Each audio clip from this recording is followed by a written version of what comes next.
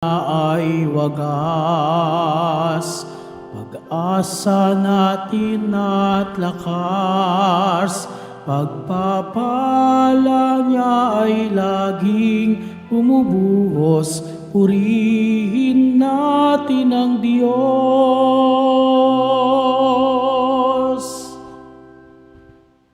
Sa ngalan ng Ama at ng Anak at ng Espiritu Santo, Amen. ang pagpapala ng ating Panginoong Hesukristo, ang pag-ibig ng Diyos Ama, at ang pakikipagkaisa ng Espiritu Santo, naway sumainyong lahat. At sumaiyo rin. Panginoong Jesus, Ikaw po ang aming lakas. Panginoon, kaawaan mo kami. Panginoon, kaawaan mo kami. Ikaw po ang aming kapayapaan. Kristo, kaawaan mo kami. Kristo, kaawaan mo kami. Ikaw po ang aming buhay. Panginoon, kaawaan mo kami. Panginoon, kaawaan mo kami. Kaawaan tayo ng mga pangyarihang Diyos, patawarin tayo sa ating mga kasalanan, at patnubayan tayo sa buhay na walang hanggan. Amen. Manalangin tayo. Ama naming makapangyarihan, ginagawa mong kami magkaisa ng kalooban. Ipagkaloob mong ang iyong mga utos ay aming mahalin, ang iyong mga pangako ay hangarin naming tanggapin, upang sa anumang pagbabago sa paligid namin, manatiling matatag ang aming loobin, sa tunay na kasiyahang matatagpuan sa iyong piling. Sa pamamagitan ni Hesukristo kasama ng Espiritu Santo, magpasawalang hanggan. Amen. Magsiupo muna. Ang simula ng unang sulat ni Apostol San Pablo sa mga taga-Tesalonika. Mula kina Pablo, Silas at Timoteo, sa simbahan sa Tesalonika, mga hinirang ng Diyos Ama at ng Panginoong Hesukristo, sumainyo nawa ang pagpapala at kapayapaan. Lagi kaming nagpapasalamat sa Diyos dahil sa inyo at tuwinay isinasama namin kayo sa aming mga dalangin. Ginugunita namin sa harapan ng ating Diyos at Ama ang inyong mga gawang bunga ng pananampalataya, ang inyong mga pagpapagal na udyok ng pag-ibig, at ang matibay ninyong pag-asa sa Panginoong Hesukristo. Nalalaman namin, mga kapatid, na kayo'y hinirang ng Diyos na nagmamahal sa inyo. Ang mabuting balita na lubos naming pinaniniwalaan ay ipinahayag namin sa inyo, hindi sa salita lamang. Ito'y may kapangyarihan at patotoo ng Espiritu Santo. Nakita ninyo kung paano kami namuhay sa inyong piling. Ito'y ginawa namin para sa inyong kabutihan, sapagkat hindi lamang ang salita ng Panginoon ang lumalaganap sa Macedonia at Akaya sa pamamagitan ninyo. Pati ang balita tungkol sa inyong pananampalataya ay kumalat sa lahat ng dako. Ano pat hindi na kailangang magsalita pa kami tungkol dito. Sila na ang nagbabalita kung paano ninyo kami tinatanggap. Sila rin ang nagsabing, tinalikdanan ninyo ang pagsamba sa mga Diyos-Diyosan upang maglingkod sa tunay at buhay na Diyos at maghintay sa Kanyang anak na si Jesus. Siya ang muling binuhay at magbabalik mula sa langit at magliligtas sa atin sa darating na poot ng Diyos. Ang salita ng Diyos. Salamat sa Diyos. Panginooy nagagalak sa hirang niyang mga anak. Panginooy nagagalak sa hirang niyang mga anak. Ang Panginooy purihin, awitan ng bagong awit. Purihin sa pagtitipon ng tapat sa pananalig. Magalak ka, O Israel, dahilan sa manlilikha. Dahilan sa iyong hari, ikaw Sion ay matuwa. Panginooy nagagalak sa hirang niyang mga anak. Purihin sa pagsasayaw, purihin ang kanyang ngalan. Alpat tambol ay tugtugin at siya ay papurihan. Panginooy nagagalak sa kanyang mga hirang. Sa nangagpapakumbabay, tagumpay ang ibibigay. Panginooy nagagalak sa hirang niyang mga anak. Sa tagumpay na natamo, magalak ang mga hirang. Sa kanilang pagpipista ay magsayat, mag-awitan. Sa pagpuri sa Panginoon ay bayaang magsigawan. Ang tatanggap ng tagumpay ay ang kanyang mga hirang. Panginooy nagagalak sa hirang niyang mga anak. Magsitayo na po ang lahat.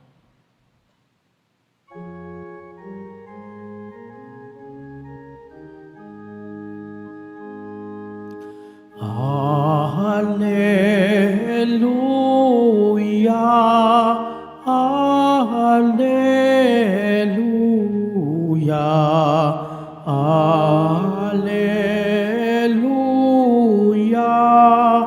Alleluia.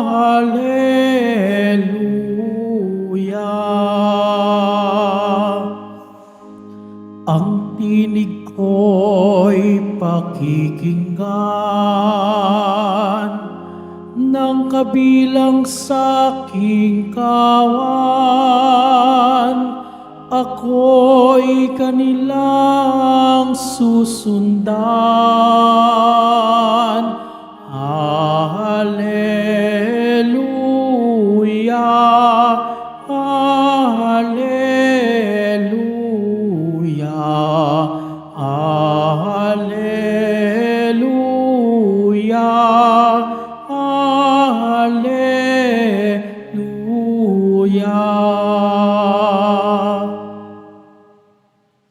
Sumainyo ang Panginoon. At sumaiyo rin. Ang mabuting balita ng Panginoon ayon kay San Mateo. Papuri sa iyo, Panginoon. Noong panahong iyon, sinabi ni Jesus, "Saaban ninyo mga eskriba at mga pariseyo, mga mapagpaimbabaw. Hinahadlangan ninyo ang mga tao upang hindi sila mapagharian ng Diyos. Ayaw na ninyong pasakop sa paghahari ng Diyos, hinahadlangan pa ninyo ang ibig pasakop. Saaba ninyo mga eskriba at mga pariseyo, mga mapagpaimbabaw. Inuubos ninyo ang kabuhayan ng mga babaing balo at ang sinasangkalan ninyo ay ang pagdarasal ng mahaba. Dahil dito'y lalo pang bibigat ang parusa sa inyo. Saaba ninyo mga eskriba at mga pariseyo, mga mapagpaimbabaw. Nilalakbay ninyo ang karagatan at ginagalugad ang buong daigdig, makahikayat lamang kayo ng kahit isang hentil sa pananampalatayang Hudyo. At kung mahikayat na, ay ginagawa ninyong masahol pa kaysa inyo. Kaya't nagiging ibayo ang dahilan para siya'y parusahan sa impyerno. Saaba ninyo mga bulag na taga-akay. Itinuturo ninyo na kung ipanumpa ninuman ang templo, walang anuman ito. Ngunit kung ang ipanumpa ay ang ginto sa templo, dapat niyang tuparin ang kanyang sumpa. Mga bulag, mga hangal, alin ang mas mahalaga, ang ginto o ang templong nagpapabanal sa ginto? Sinasabi rin ninyo na kung ipanumpa ninuman ang dambana, walang anuman ito. Ngunit kung ang ipanumpa ay ang handog na nasa dambana, dapat niyang tuptin ang kaniyang sumpa.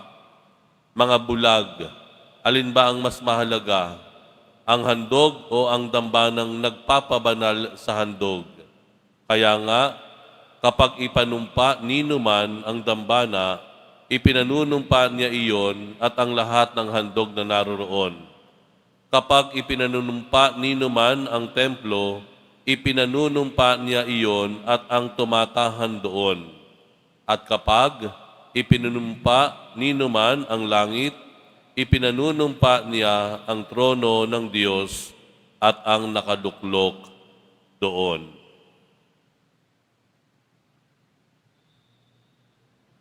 Ang mabuting balita ng Panginoon. Pinupuri ka namin, Panginoong Heso Kristo. Magsiupo mo na ang lahat.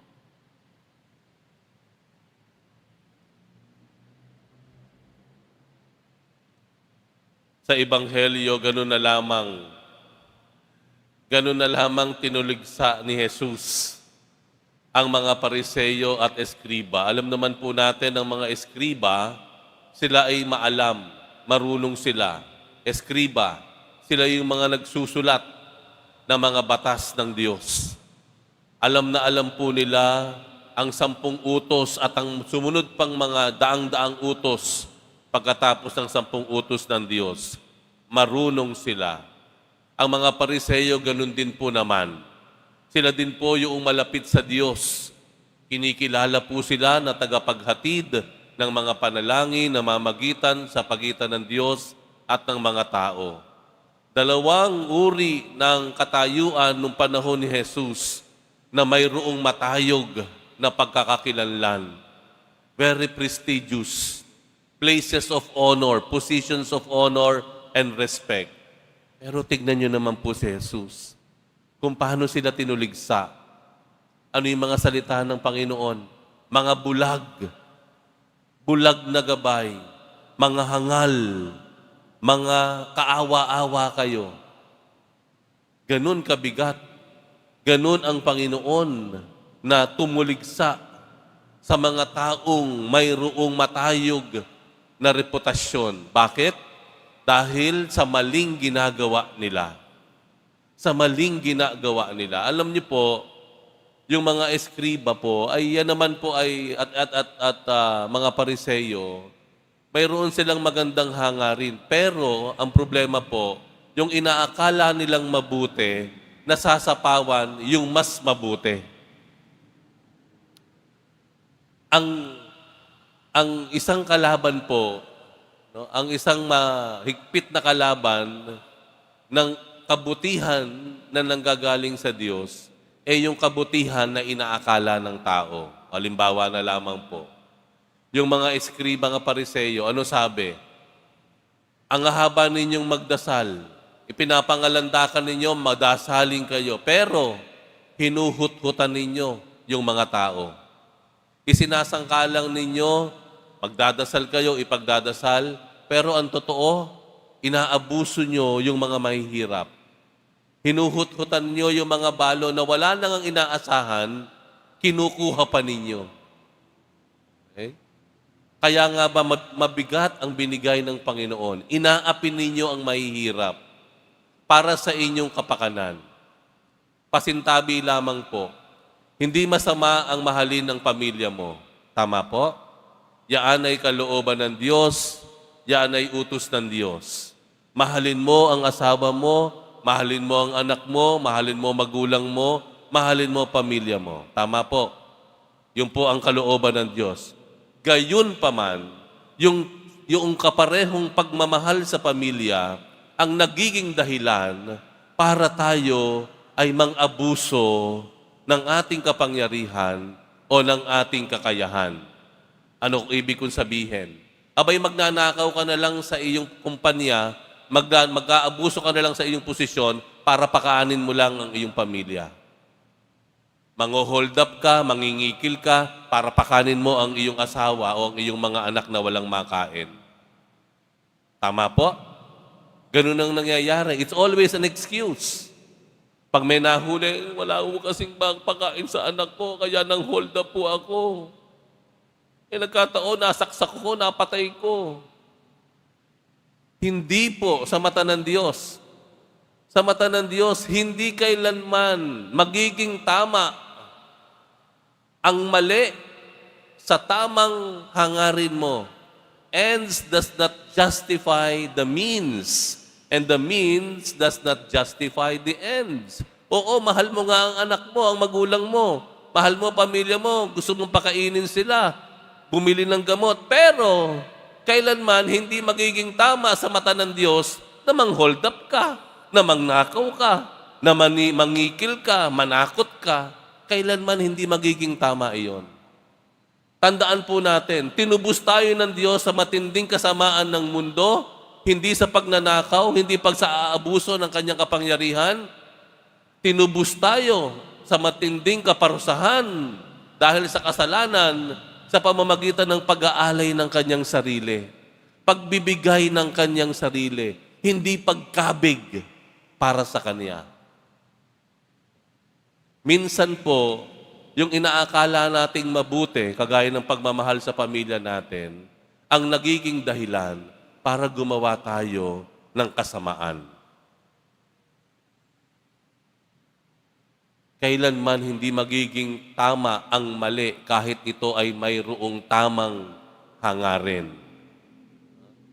Yun po ang nangyayari dito sa Ebanghelyo. At tandaan po natin, ganun na lamang kagalit ang Panginoon kapag meron tayong ginagamit na kung anong kadahilanan para magmistulang tama ang maling ginagawa natin. Pakatandaan natin, ganun na lamang kabigat ang binibitawang salita ng Panginoon kapag inaapi natin ang mga taong api na. Pinahihirapan natin ang mga taong hirap na. Panawagan po ito para sa mga may kapangyarihan. Panawagan po ito para doon sa may hawak ng kaban. Panawagan po ito sa bawat Pilipino. Kung galit po tayo doon sa mga nagnanakaw ng pondo ng bayan, bilyon-bilyon para sa kanilang kapakanan, sa atin pong sariling kalagayan, pwedeng mangyari po iyon. Ikaw ay isang empleyado, ikaw ay isang kawani, ikaw ay isang manggagawa, ikaw ay isang bahagi ng isang pamayanan, isang barangay. Sa sarili nating kalagayan, pwede rin pong mangyari ang nangyayari sa malalaking larangan. Pwede rin pong mangyari na pahirapan natin ang mahirap na. Kaya po, patuloy po nating suriin ang ating sarili. Huwag po tayong palidin lang. Huwag po tayong padadaya. Lagi po nating saliksikin kung ano ang katotohanan, paano tinitignan ng Diyos ang mga bagay sa buhay natin. Lagi natin tatandaan na gawin natin ang mga bagay sa buhay natin sa paraan na kalugod-lugod sa Diyos. Magsitayo na po ang lahat.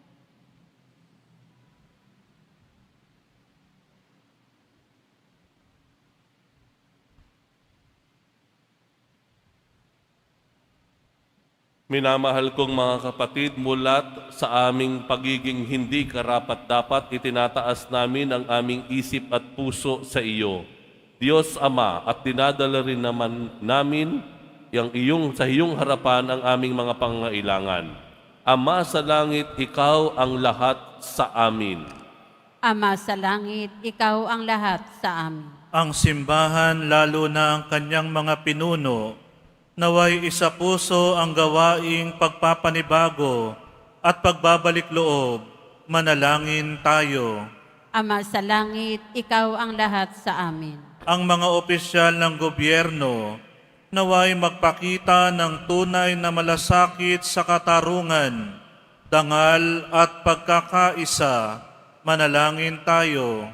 Ama sa langit, ikaw ang lahat sa amin. Ang mga gumagawa sa media, naway akayin ang mga tao sa katotohanan at isulong ang kahalagahan ng Ebanghelyo, manalangin tayo. Ama sa langit, ikaw ang lahat sa amin. Ang mga may sakit, naway makatagpo ng pag-asa, kagalingan, lakas at kasiyahan, manalangin tayo. Ama sa langit, ikaw ang lahat sa amin. Ang mga tapat na yumao, naway gantimpalaan ng Panginoon ng walang hanggang kaligayahan dahil sa kanilang dalisay na paglilingkod Manalangin tayo. Ama sa langit, ikaw ang lahat sa amin. Ama naming Diyos, tulungan mo kaming magmahal at maglingkod sa katotohanan at sa Espiritu sa pamamagitan ni Jesus na aming daan. Hinihiling namin ito sa pamamagitan ni Kristong aming Panginoon. Amen. Magsiupo muna ang lahat.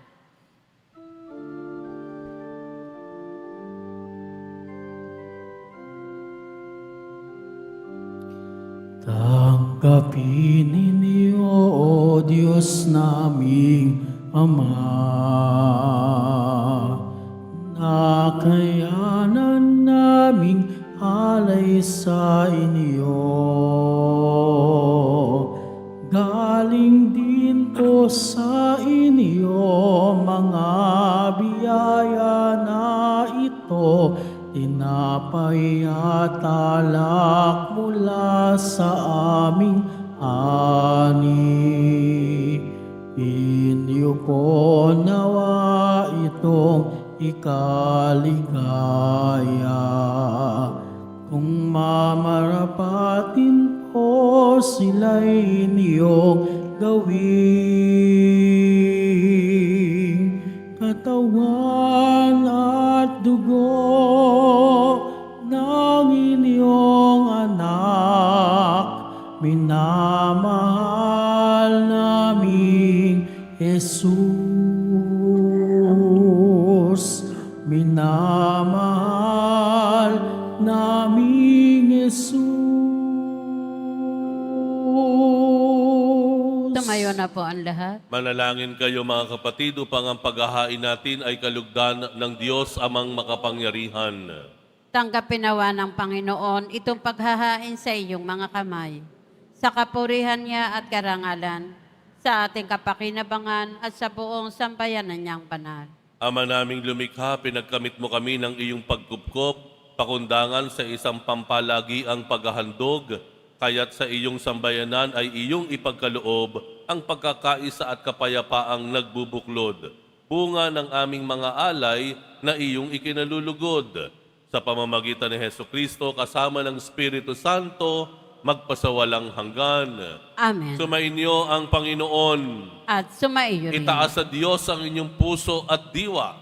Itinaas na namin sa Panginoon. Pasalamatan natin ang Panginoong ating Diyos. Marapat na siya ay pasalamatan. Ama naming makapangyarihan, tunay ngang marapat na ikaw ay aming pasalamatan. Pinagbibigyan mong ito ay aming maihayag, kahit na ito'y walang anumang maidaragdag sa kadakilaang sa iyo ay likas. Sa pagpupuri namin ay ang nakikinabang, ay kami ring iyong pinakikiharapan sa pamamagitan ng iyong anak na minamahal. Kaya kaisa ng mga anghel na nagsisiawit ng papuri sa iyo nang walang humpay sa kalangitan, kami nagbubunyi sa iyong kadakilaan. Santo, Santo, Santo, Panginoon Diyos ng mga hukbo, napupuno ang langit at lupa ng kadakilaan mo, o sana sa kaitaasan. Pinagpala ang naparirito sa ngalan ng Panginoon, o sana sa kaitaasan. Magsiluhod po ang lahat. Ama naming banal, ikaw ang bukal ng tanang kabanalan, kaya't sa pamamagitan ng iyong Espiritu, gawin mong banal ang kaloob na ito, upang para sa amin ay maging katawan at dugo ng aming Panginoong Hesukristo. Bago niya pinagtiis ang kusang loob na maging handog, hinawakan niya ang tinapay, pinasalamatan kaniya, pinaghati-hati niya yon. Iniabot sa kanyang mga alagad at sinabi, tanggapin ninyong lahat ito at kanin. Ito ang aking katawan na ihahandog para sa inyo.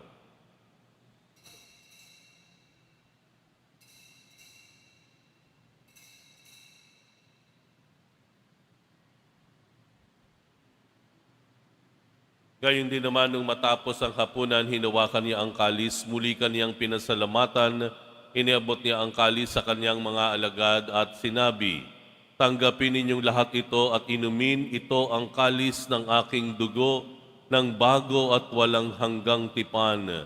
Ang aking dugo na ibubuhos para sa inyo at para sa lahat sa ikapagpapatawad ng mga kasalanan.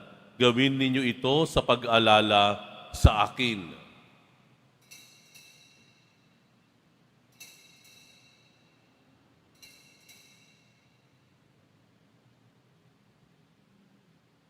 Tumayo na po ang lahat. Ipagbunyi natin ang misteryo ng pananampalataya.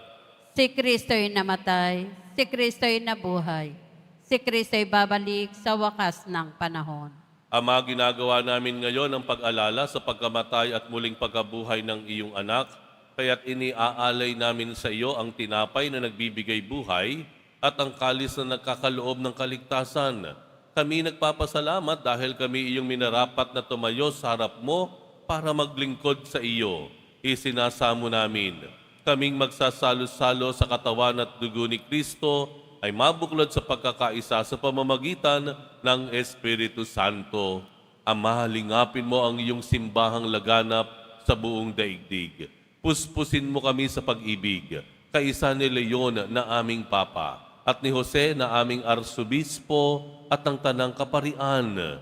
Alalahanin mo rin ang mga kapatid naming nahimlay na may pag-asang sila'y muling mabubuhay, gayon din ang lahat ng mga pumanaw. Kaawaan mo sila at patuloyin sa iyong kaliwanagan. Kaawaan mo at pagindapatin kaming lahat na makasalo sa iyong buhay na walang wakas, kaisa na mahal na Birheng Maria na Ina ng Diyos. Nakabiyak ng puso niyang si San Jose, kaisa ng mga apostol ni San Juan Bautista at ang lahat ng mga banal na namuhay dito sa daigdig ng kalugod-lugod sa iyo, maipagdiwang nawa namin ang pagpupuri sa ikararangal mo sa pamamagitan ng iyong anak na aming Panginoong Hesukristo. Sa pamamagitan ni Kristo, kasama niya at sa Kaniya, ang lahat ng parangal at papuri ay sa iyo, Diyos amang makapangyarihan, kasama ng Espiritu Santo, magpasawalang hanggan. Amen. Idalangin po natin na hindi lang tayo maging masunuring mga anak ng Diyos, kung hindi tayo rin po ay maging magalang at nagmamalasakit na kapatid sa ating kapwa. Ama namin, sumasalangit ka, sambahin ang ngalan mo. Mapasa amin ang kaharian mo, sundin ang loob mo dito sa lupa para nan sa langit. Bigyan mo kami ngayon ng aming kakanin sa araw-araw at patawarin mo kami sa aming mga sala para ng pagpapatawad namin sa nagkakasala sa amin. At huwag mo kaming ipahintulot sa tukso at iadya mo kami sa lahat ng masama. Hinihiling namin kami iadya sa lahat ng masama, pagkalooban ng kapayapaan araw-araw, iligtas sa kasalanan at ilayo sa lahat ng kapahamakan, samantalang aming pinananabikan ang dakilang araw ng pagpapahayag ng tagapagligtas naming si Hesukristo. Sapagkat iyo ang kaharian at ang kapangyarihan at ang kapurihan magpakailanman. Amen. Panginoong Hesukristo, sinabi mo sa iyong mga apostol, kapayapaan ang iniiwan ko sa inyo, ang aking kapayapaan ang ibinibigay ko sa inyo. Tunghayan mo ang aming pananampalataya at huwag ang aming pagkakasala. Pagkalooban mo kami ng kapayapaan at pagkakaisa, ayon sa iyong kalooban, kasama ng Espiritu Santo, magpasawalang hanggan. Amen. Ang kapayapaan ng Panginoon ay laging sumainyo. At sumaiyo rin. Magbigayan po tayo ng kapayapaan sa isa't isa. Kordero ng Diyos na nag-aalis sa mga kasalanan ng sanlibutan, maawa ka sa amin. Kordero ng Diyos na nag-aalis ng mga kasalanan ng sanlibutan, maawa ka sa amin. Kordero ng Diyos na nag-aalis ng mga kasalanan ng sanlibutan, ipagkaloob mo sa amin ang kapayapaan. Magsiluhod po ang lahat.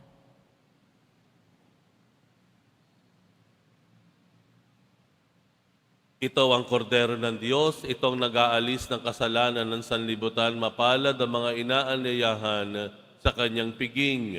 Panginoon, hindi ako karapat-dapat na magpatuloy sa iyo, ngunit sa isang salita mo lamang ay gagaling na ako.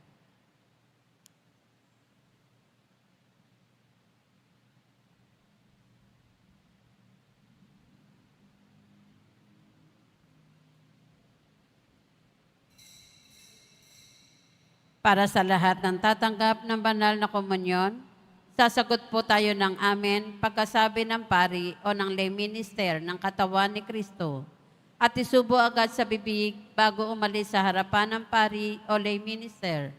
Sumunod po tayo.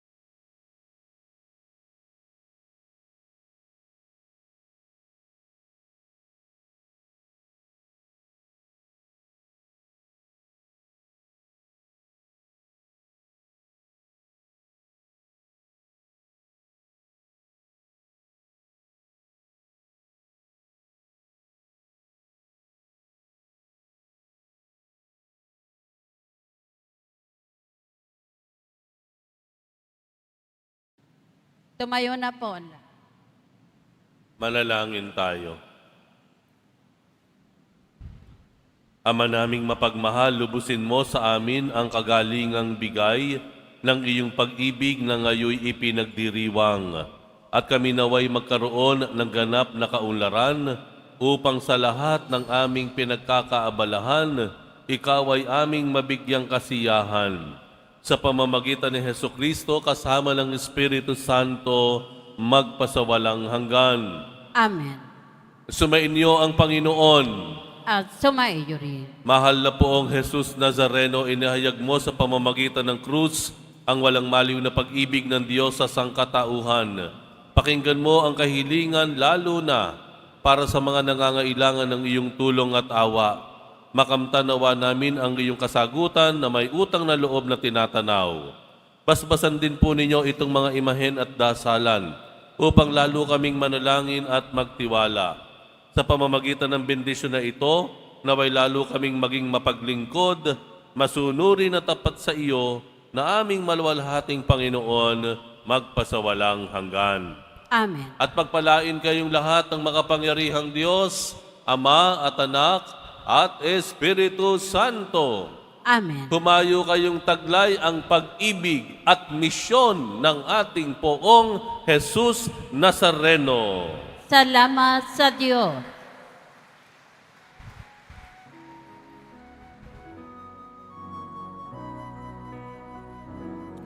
Nuestro Padre Jesus Nazareno, sinasamba ka namin, pinipinto ka namin, aral mong aming buhay at kaligtasan, Nuestro Padre Jesus Nazareno, iligtas mo kami sa kasalanan.